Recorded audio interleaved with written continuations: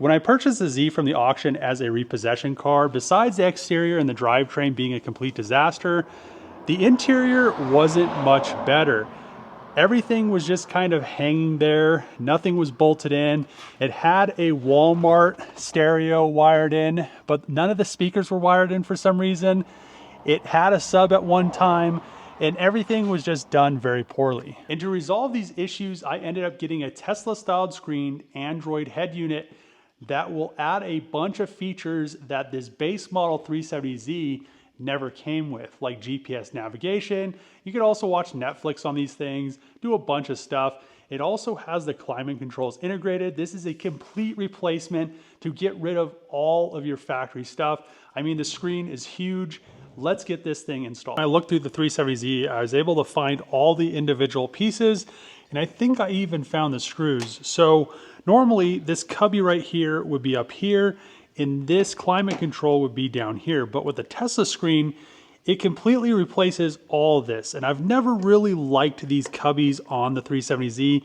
Yes, they are nice to stuff stuff in, but if you have the sat nav version or the higher end version 370Z, you're not gonna have this anyway. You're gonna have a screen there and it's not gonna be really functional, and it just doesn't make sense. So this thing, it's nice to get rid of that. Also, these older controls, they're just really bulky and heavy. These just replace it really nicely. You're gonna wanna have a towel down or a microfiber so it doesn't scratch up your new screen. You have your trim, and you're going to slide in the Tesla style screen. And the really nice thing is it has these little alignment dowels. So if you stick it in there, it's going to line up the first time every time. And you want to click into these little rails, and you can make sure that everything is nice and tight and nothing's out of whack. Then you're going to come in and you're going to add your vents, because these go on top like so. And then all you have left to do is add the 4 screws that hold all this together.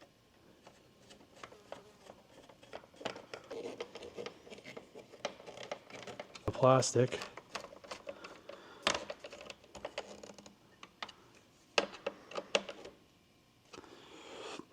Two things that were just hanging there was the start button and the airbag light. It's going to be nice actually having these set in the car instead of just hanging on the just flopping around. Everything lines up really nicely besides all the cuts in the leather. So I'm going to actually have to find a good one of these. It'll work for now, but it just kind of looks not the best. And as you can see right here on the line, the screen, it's actually in that little channel on both sides. You want to make sure that it fits in there. I don't think you could actually bolt it in without it being in that channel though. So I wouldn't worry too much. Just kind of check it before you 100% bolt it all the way in. My recommendation for this little box right here is push the harness up here on the other side of this bracket, and then double-sided tape it to the heater box. This is going to do two things. It's going to give you a lot more room for all the wiring for the head unit, and then also double-sided taping it. This is going to be annoying. So just take 2 strips of this, stick it on the back, and you'll be good to go.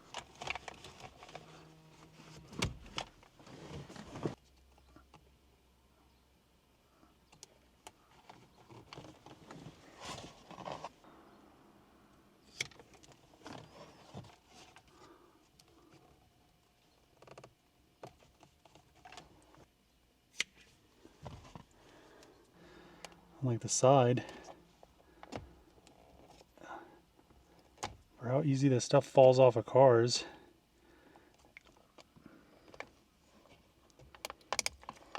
You can barely get the tape off of it.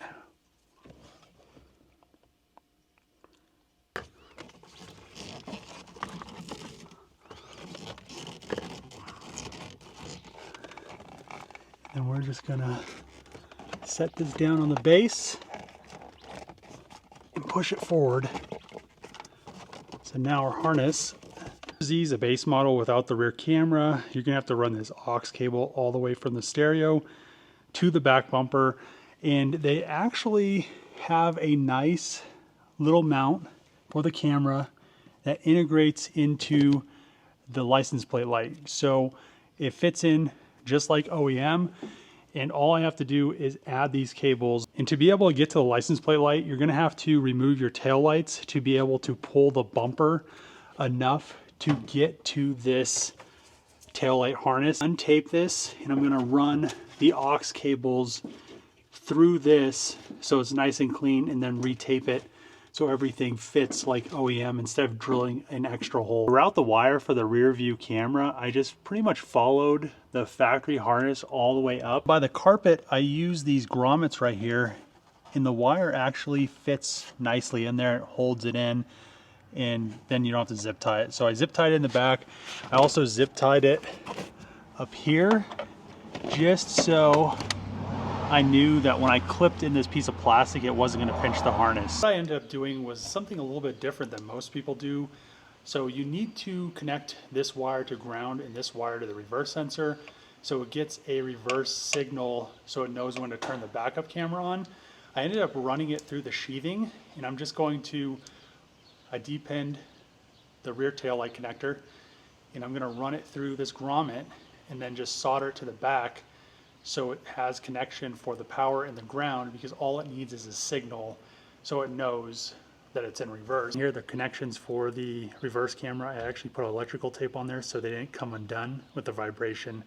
Probably would have used some duct tape, but that's all I had. The thing about these head units is it gives you all the harnesses to connect it to the car, especially for every version. So I now have everything grounded and hooked up. I had to extend the ground wire because it's kind of difficult to ground that wire and have enough room to be able to get everything plugged in. So hopefully we'll go to accessory.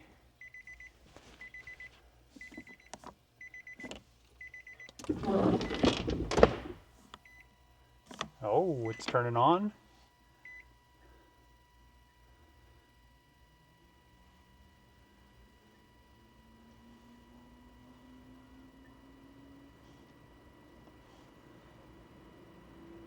Looking good. Really, why I want to power this up is to see if the rear view camera works when I put it in reverse. For some reason my fans are on right now. Oh man, that's nice. Here, we need to turn.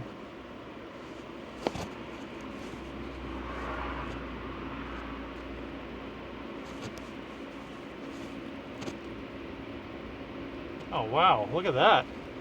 The controls on the bottom. Is this dual climate control? There's no way. Oh, look at that. I think it is dual climate control. Maybe not on this car. Oh yeah, that turns the fan on and off. That works good. Auto defrost, recirculate. So that is one thing I was kind of curious about. I don't think it's in. I don't think the reverse camera's working though.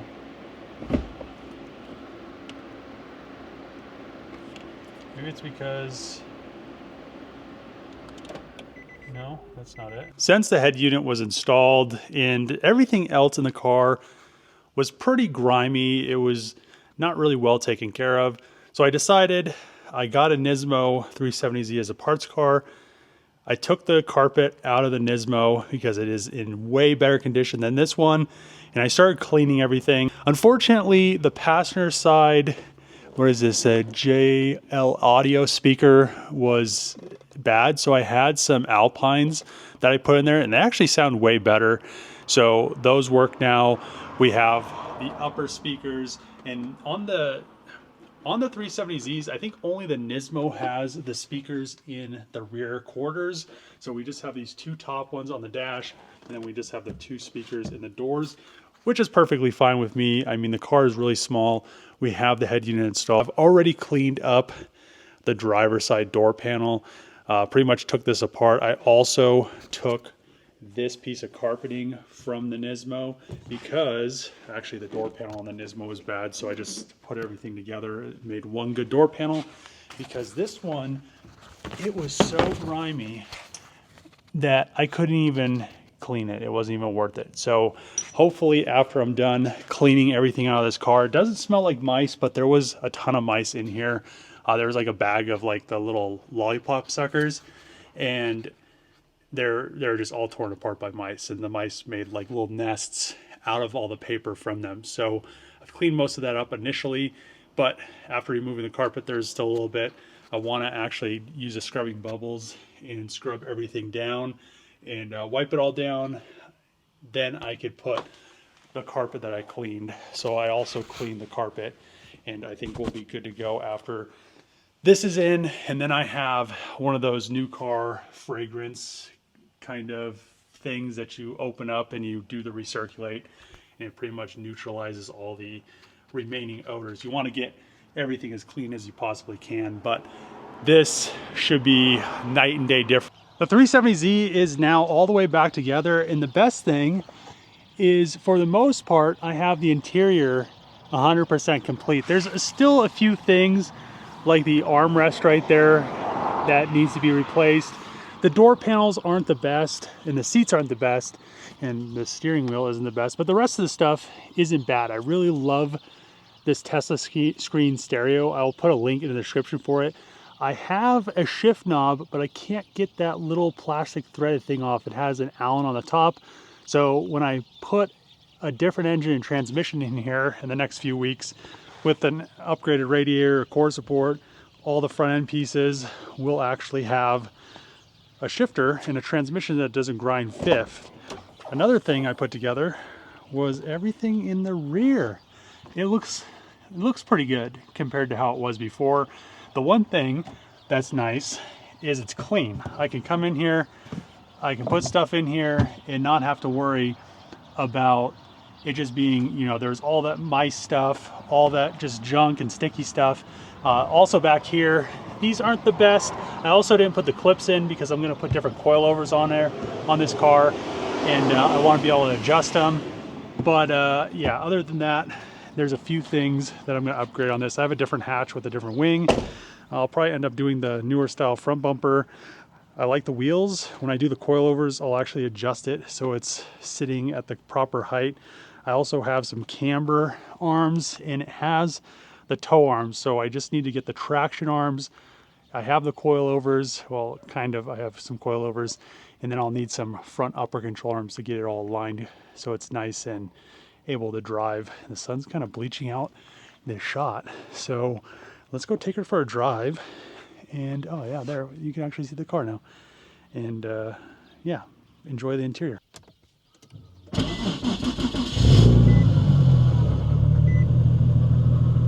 Ooh, I need to do something with this display. It has navigation. It also has all the climate controls down here. I like how everything's set up. You also have stuff on this side. I think it's supposed to have dual climate control or something. We need to turn the AC off because the AC compressor isn't charged. And I don't even think that AC compressor is good. But I also swapped out this from that 370Z. I need to turn this off. I don't want to turn that off. Oh, that goes down. Figure this out. I don't want it on auto, I just want it off. Oh, it's off now. So that works. Also, another thing is if you come to home up here, you have all this other stuff. It's like a tablet, which is awesome. I have navigation somewhere on here. Oh, here we go. We have Netflix. I wonder if it's Android Auto. No, I don't think that's it.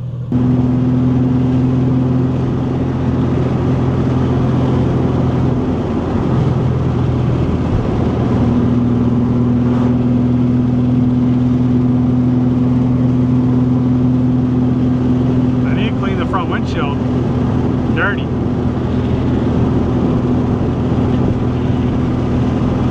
She's a little loose. She needs some better suspension for sure.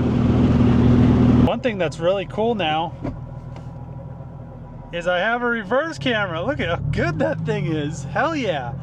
It shows that it could have like the beepers, but I don't have any of those on the bumper. So it's better than nothing. And I like how it mounts. It just mounts in the license plate light, which is cool. I like this whole setup now. Works really well. The one thing that is kind of odd is I have a 180-degree thermostat in here, and it's at 220. I don't know if it's because the radiator's just an old factory one or what's going on.